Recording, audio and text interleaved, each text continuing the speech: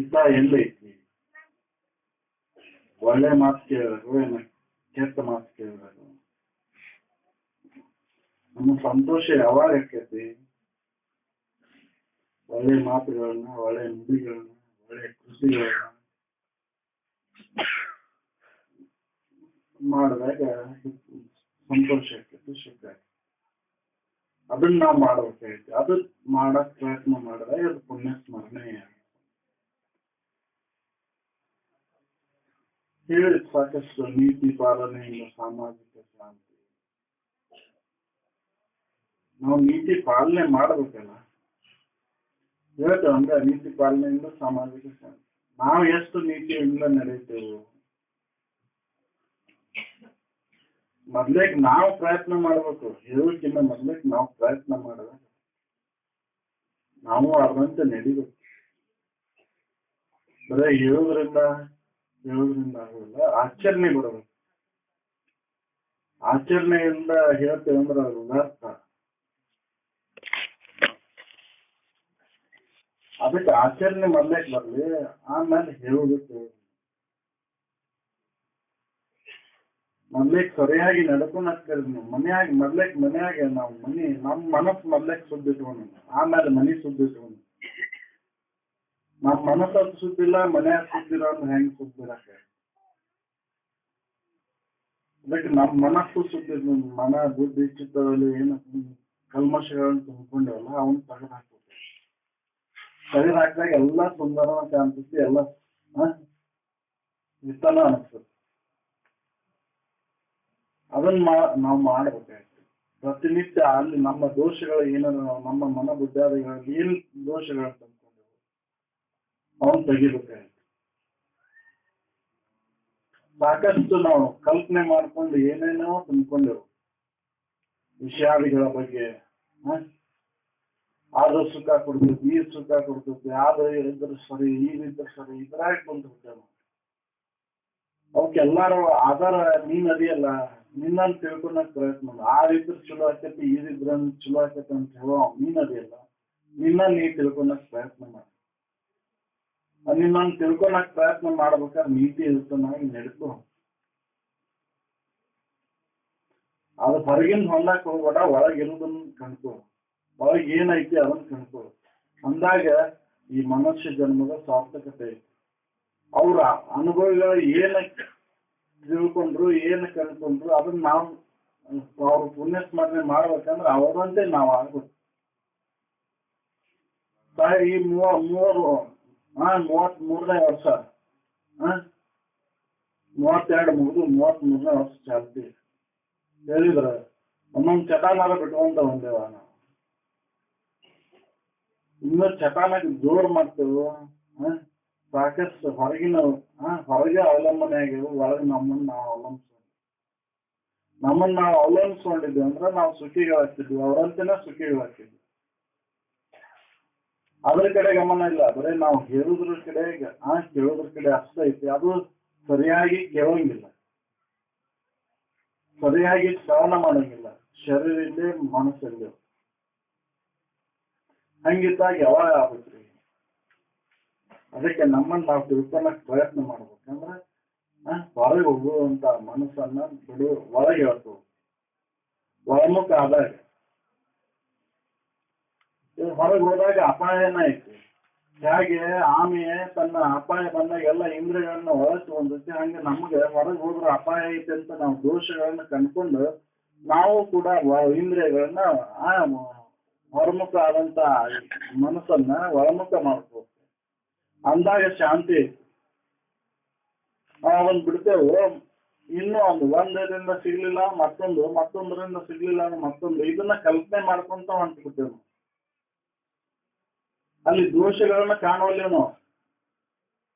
ದೋಷಗಳನ್ನ ಕಂಡಾಗ ಅದರಿಂದ ಹಿಂಸರಿಯಕ್ ಸಾಧ್ಯ ಐತಿ, ಹೊರತಾಗಿ ದೋಷಗಳ ಕಂಡ್ರೆ ನಾವು ಹಂಗೆ ಹಿಂಸರಿತೇವೆ ಅಂದ್ರೆ ಆಗುದಿಲ್ಲ. ಅದಕ್ಕೆ ಯಾವ್ದು ಹಿತ, ಯಾವ್ದು ಅಹಿತ, ಯಾವ್ದು ನಿತ್ಯ, ಯಾವ್ದು ಅನಿತ್ಯ, ಯಾವ್ದು ಸತ್ಯ, ಯಾವ್ದು ಅಸತ್ಯ, ಇದನ್ನ ತಿಳ್ಕೊಳಕ್ ಪ್ರಯತ್ನ ಮಾಡ್ಬೇಕು. ಎಲ್ಲಿವರೆಗೆ ನಾವು ಇದನ್ನ ತಿಳ್ಕೊಳೋದಿಲ್ಲ ಅಲ್ಲಿವರೆಗೆ ನಮ್ಮ ದುಃಖ ಅನ್ನೋದು ಹೋಗುವುದಿಲ್ಲ. ಜ್ಞಾನನ ಬೇಕು ಹೊರತಾಗಿ ಇದಕ್ಕೆ ತಿಳುವಳಿಕೆನ ಬೇಕು ಹೊರತಾಗಿ ಯಾವುದೇ ಡಾಂಬಿಕ ಆಚರಣೆಯಿಂದ ನಮ್ಮ ವಿವೇಕ ಉದಯ ಆಗುವುದಿಲ್ಲ. ಅದಕ್ಕೆ ಅವ್ರು ಜ್ಞಾನದಿಂದ ಮರೆವೆ ಎಳೆಯುವುದು ಅಂತ ಹೇಳಿದ್ರು. ಎದರ ಮರೆವೆ ಆಗಿತ್ತು ನಮಗೀಗ?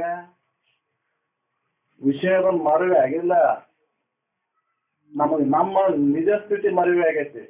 ಅದು ಹೋಗ್ಬೇಕಂದ್ರೆ ಜ್ಞಾನನ ಬೇಕು. ಆ ಮರಿವೆಯಿಂದ ಎತ್ತರ ಆಗ್ಬೇಕಂದ್ರೆ ನಮಗೆ ಜ್ಞಾನನ ಬೇಕು.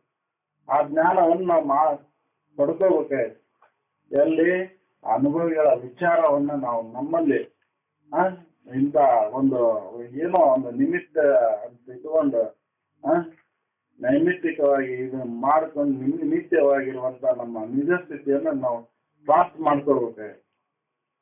ಹೆಸರಿಗೆ ಎಷ್ಟು ಅವ್ರ ಪುಣ್ಯ ಸ್ಮರಣೆ, ಆದ್ರೆ ಅಲ್ಲಿ ವಿಚಾರಗಳನ್ನ ಏನು ಈಗ ಮಾಡಾಡ್ತೇವಲ್ಲ ಕೇಳ್ತೇವಲ್ಲ ಅದು ಸತತ ಈ ಅಭ್ಯಾಸ ನಡೀಬೇಕು. ಅಂದಾಗ ಮಾತ್ರ ನಮ್ಮ ನಿಜ ಸ್ಥಿತಿ ಆನಂದದ ಸ್ಥಿತಿ ಪ್ರಾಪ್ತ ಆಗುತ್ತೆ. ನಾವು ಎಲ್ಲಿವರೆಗೆ ಅದು ಇದ್ರ ಜೊತೆ ಗಮನ ಕೊಡೋದಿಲ್ಲ ಇದ್ರ ಕಡೆ, ಅಲ್ಲಿವರೆಗೆ ನಮ್ಮ ದುಃಖ ತಪ್ಪುದ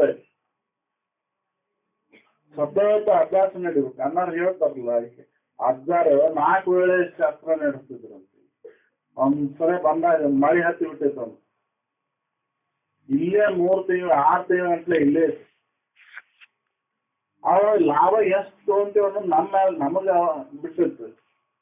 ಲಾಭ ನಾವು ಅದನ್ನ ಅವ್ರ ವಿಚಾರಗಳನ್ನ ನಮಗೆ ಅಳವಡಿಸ್ಕೊಂಡು ನಾವು ಕೂಡ ಸುಧಾರಣೆ ಆಗಬೇಕು ಅಂತ ಪ್ರಯತ್ನ ಮಾಡಿದಾಗ ಆಗ್ತೈತೆ.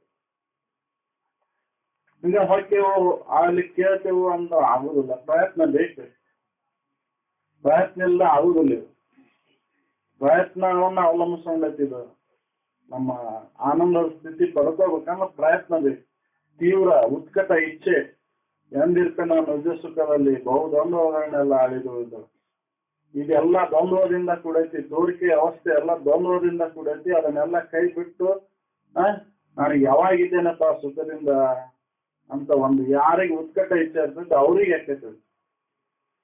ನಾವು ದ್ವಂದ್ವದೊಳಗೆ ನಾವು ಕೂತು ಬಿಟ್ಟೆವು, ಯಾವಾಗ ಸಾಧ್ಯ ಐತ್ರಿ ನಿಜ ಸುಖ ಪಡ್ಯಾಕ ಆಕೈತೆ? ಅನುಭವ ಸಾಕಷ್ಟು ಹೇಳ್ತಾರ ವಿಷಯಾದಿಗಳಲ್ಲಿ, ಸುಖ ಇಲ್ಲಪ್ಪ ಬಿಡು ಅವನ ಅಂತ ಹೇಳ್ತಾರ. ಆದ್ರೂ ಕೂಡ ನಾವು ವಿಷಯಾದಿಗಳ ಬೇಕಂತ ಬೆನ್ನತ್ತೇವೆ. ಬೇಡ ಬೇಡ ಭೋಗದ ಮನ್ನಾಟ ನೋಡು ನಂಜು ಬೇರೆ ಸವಿದೂಟ ಅಂತ ಹೇಳ್ತಾರ. ಅದ್ರ ಕಡೆ ಬೆನ್ನ ಹತ್ತೇವೆ ನಾವು. ಅದೇ ಸವಿದೂಟ ಅಂತ ಹೊಂದ್ಬಿಟ್ಟೇವೆ. ಅದ್ರೊಳಗಿನ ವಿಷ ನಮಗ್ ಕಾಣವಲ್ಲ. ವಿಷಯಾದಿಗಳಲ್ಲಿರುವಂತ ದೋಷಗಳು ನಮಗ್ ಕಣ್ಣಿಗೆ ಕಾಣವಲ್ಲ. ನಾವು ಅದೇ ಸರಿ ಅಂತ ಹೊಂಟ್ಬಿಟ್ಟೇವೆ. ಅವು ಸಮ ಅದಾವಂತ ತಿಳ್ಕೊಳಕ್ ಹೊಂಟ್ಬಿಟ್ಟೇವೆ. ಸಮಸ್ಥಿತಿಯನ್ನ ನಮ್ಮ ನಿಜವಾದ ಇರುವಿಕೆ ಸಮಸ್ಥಿತಿ ಐತಿ ಅದನ್ನ ತಿಳ್ಕೊಂಡು ಬಿಟ್ಟು ವಿಷಮ ಇದ್ದಲ್ಲಿ ಸಮ ಮಾಡಕ್ ಹೊಂಟೇವೆ ನಾವು. ಅದಕ್ಕೆ ಅದು ಹೊರಗೆ ಸಮಸ್ಥಿತಿ ಎಲ್ಲಿ ಹೊರಗಿಲ್ಲ, ತೋರಿಕೆಯಲ್ಲಿಲ್ಲ, ನನ್ನೊಳಗೆ ಐತಿ. ನಾನು ಆ ಸಮಸ್ಥಿತಿ ನಂದು ಅಂತ ತಿಳ್ಕೊಳಕ್ ಪ್ರಯತ್ನ ಮಾಡ್ಬೇಕಾಯ್ತು. ಪ್ರಯತ್ನ ಇಲ್ಲ ಆಗುದಿಲ್ಲ.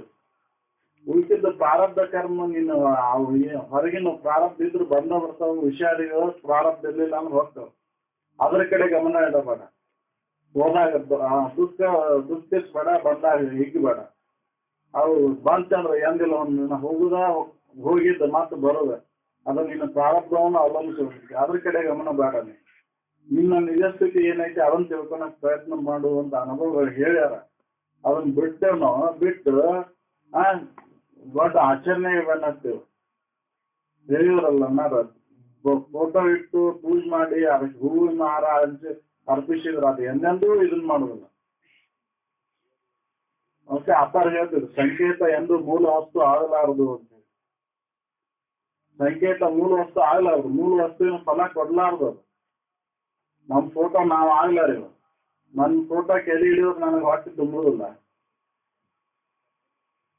ನಾವು ಸುಳ್ಳ ದೇವ್ರ ಅಂತ ಇನ್ನೊಂದು ಹೊರಗೆ ಇಟ್ಕೊಂಡು ನೋಡ್ತೇವೆ. ದೇವ್ರ ನಾವೇ ಇದ್ದು ಕೂಡ ಆ ಅರುಮಯವಾದಂತ ಇರು ನಮ್ಮಲ್ಲಿ ಇದ್ರೂ ಕೂಡ ನಾವು ಹೊರಗೆ ಹುಡುಕಾಕತ್ತೇವೆ ಜಡದಲ್ಲಿ. ಅದು ಯಾವಾಗ ಸಿಗ್ತೈತೆ? ಅದು ಅದಕ್ಕೆ ಬಿಟ್ಟು ನಮ್ಮ ನಿಜ ಸ್ಥಿತಿಯನ್ನು ತಿಳ್ಕೊಳಕ್ ಪ್ರಯತ್ನ ಮಾಡ್ಬೇಕು. ಪ್ರಯತ್ನವನ್ನ ಇದು ಅವಲಂಬಿಸಬೇಕು. ನಾವು ಎಷ್ಟೆಷ್ಟು ತೀವ್ರದಿಂದ ಇದನ್ನ ಪ್ರಯತ್ನ ಮಾಡ್ತೇವೆ ಅಷ್ಟಷ್ಟು ನಮಗೆ ಸುಖ, ಶಾಂತಿ, ನೆಮ್ಮದಿ ಸಿಗ್ತೈತಿ. ಇಲ್ಲ ಅಂದ್ರೆ ಸಿಗುದಿಲ್ಲ. ನಾವು ಸುಖವನ್ನು ಬಯಸಿ ಹೊರಗೆ ಹೊಂಟೆವು, ಸುಖ ನಮ್ಮಲ್ಲಿ ಐತೆ ಅಂತ ನಮ್ಗೆ ಖಾತ್ರಿ ಆಗೋದು. ಸುಖ ಹೊರಗೆ ಹುಡ್ಕಾಕ್ ಹೊಂಟೇವ್ ನಾವು. ಹೋಗಿ ಪಿಕ್ಕೆ ಬರ್ದಂಗೆ ಬರೇ ವಿಷಾದಗಳನ್ನ ಒಂದ್ ಬಿಟ್ಟು ಇನ್ನೊಂದ್ ಬಿಟ್ಟು ಇನ್ನೊಂದನ್ನ ಇದನ್ನ ಅವಲಂಬಿಸ್ಕೊಂಡೈತಿ ಹೊರತಾಗಿ ನಮ್ಮನ್ನ ನಾವು ಆಶ್ರಯಿಸ್ಕೊಂಡಿಲ್ಲ. ಅದಕ್ಕೆ ನಮ್ಮನ್ನ ನಾವು ಆಶ್ರಯಿಸಿಕೊಂಡು ನಮ್ಮ ನಿಜ ಸ್ಥಿತಿ ಏನು, ನಾನು ಏತಕ್ಕಾಗಿ ಬಂದೇನಿಲ್ಲಿ, ಇದ್ರೊಳಗೆ ಯಾರು, ಈ ಶರೀರದಾಗ ಇರುವುದು ಏನು, ಈ ಶರೀರವನ್ನು ಅರಿಯುವುದು ಯಾವುದು, ಇದು ಈ ರೀತಿಯಾಗಿ ನಾವು ಪ್ರಶ್ನೆ ಮಾಡ್ಕೊಂಡು ನಮ್ಮೊಳಗೆ ನಾವು ತೊಡಗಿದೀವಿ ಅಂದ್ರೆ ಅದು ನಾವು ಸುಖದಿಂದ ಆ ಶಾಶ್ವತ ಸುಖವನ್ನು ಪಡೆಯಕ್ಕೆ ಸಾಧ್ಯ ಐತಿ. ಇದನ್ನ ನಾವು ಚಿಂತನೆ ಮಾಡೋದಿಲ್ಲ. ಹೊರಗೆ ಇನ್ನೊಂದನ್ನ ಏನೋ ಸಾಕ್ಷಾತ್ಕಾರ ಮಾಡ್ಕೋಬೇಕು, ಇನ್ನೊಂದನ್ನು ಸಾಕ್ಷಾತ್ಕಾರಗೊಳಿಸ್ಕೋಬೇಕು ಅಂತ ಹೊರಗೆ ಹೊಂಟೇವು. ಹೊರಗಿನ ನಾವು ಸಾಕ್ಷಿ ಅನ್ನೋದು ಮರ್ತು ಬಿಟ್ಟೇವು. ಇದಕ್ಕೆಲ್ಲ ತೋರಿಕೆ ಸಾಕ್ಷಿ ನಾನು ಅದೇನು ಅಂತ ಮರ್ತು ಬಿಟ್ಟೇವು. ಆ ಸಾಕ್ಷಿನ ನಾನು ದೃಢಪಡಿಸ್ಬೇಕಾದ್ರೆ ನಮ್ಮ ಅನುಭವನ ಬೇಕು. ನಮ್ಮ ಅನುಭವ ನಮ್ಮ ಸ್ವ ಅನುಭವ ಮಾಡ್ಕೊಂತ ಹೋದಾಗ ಅದಕ್ಕೆ. ಅದಕ್ಕಾಗಿ ಸ್ವಲ್ಪ ನಿಯಮಗಳ ಏನು ಆಚರಣೆ, ದೊಡ್ಡ ಆಚರಣೆ ಬಿಟ್ಟು ನಿಯಮಗಳನ್ನು ಸತ್ಯ, ಅಹಿಂಸೆ, ಅಷ್ಟೇ, ಬ್ರಹ್ಮಚರ್ಯ, ಯಮ ನಿಯಮಗಳನ್ನ ಅಳವಡಿಸ್ಕೊಂಡಿವ ಅಂದ್ರೆ ನಮ್ಮ ನಿಜ ಸ್ಥಿತಿ ಏನು ಅನ್ನೋದನ್ನ ನಾವು ಕಂಡ್ಕೊಳಕ್ ಸಾಧ್ಯ. ಅದಕ್ಕೆ ಯಮ ನಿಯಮಗಳನ್ನ ಪರಿಪಾಲನೆ ಮಾಡಿ ನಾವು ಆ ಸ್ಥಿತಿಯನ್ನ ಅವ್ರು ಏನು ಅನುಭವಗಳು ಕಂಡ್ಕೊಂಡವ್ರಲ್ಲ ಅಂತ ಸ್ಥಿತಿಯನ್ನು ಜಗತ್ತಿನಲ್ಲಿ ನಮ್ಮ ಭಾರತದಲ್ಲಿ ಸಾಕಷ್ಟು ಅನುಭವಗಳದಾರ. ಅವರು ಎಲ್ಲಾ ವಿಶ್ವಕ್ಕೆ ಮಾದರಿಯಾಗಿದಾರ. ಯಾಕಂದ್ರೆ ಅಂತ ಅನುಭವವನ್ನ ತಿಳಿಸ್ಕೊಟ್ಟು ಹೋಗ್ಯಾರ. ಅವ್ರು ತಿಳಿಸಿ ಅವ್ರು ಹೇಳಿದಂತ ವಿಚಾರಗಳನ್ನ ಗ್ರಂಥದ ರೂಪದಲ್ಲಿ ಇವತ್ತ ಧ್ವನಿಗಳ ಮುಖಾಂತರ ನಾವು ಕೇಳ್ಬೋದು.